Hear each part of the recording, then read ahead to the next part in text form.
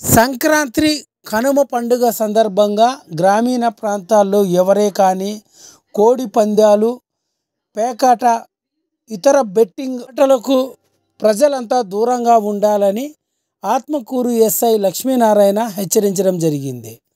అనంతపురం జిల్లా రాప్తాడు నియోజకవర్గం ఆత్మకూరు మండల కేంద్రంలో మంగళవారం సాయంత్రం 4 గంటల సమయంలో ఆత్మకూరు ఎస్ఐ లక్ష్మీనారాయణ ఆత్మకూరు మండల కేంద్రంతో పాటు పలు గ్రామాల పరిధిలో మైకుల ద్వారా ప్రజలకు పలు సూచనలు చేయడం జరిగింది. ఈ సందర్భంగా ఆత్మకూరు ఎస్ఐ లక్ష్మీనారాయణ మాట్లాడుతూ సంక్రాంతి కనుమ పండుగ సందర్భంగా గ్రామీణ ప్రాంతాల్లో యువకులు, స్థానికంగా ఉన్న గ్రామస్తులు ఎవరే కానీ కోడి పందాలు, పేకాట, ఇతర బెట్టింగ్ ఆటలకు ప్రజలు, యువకులంతా దూరంగా ఉండాలన్నారు.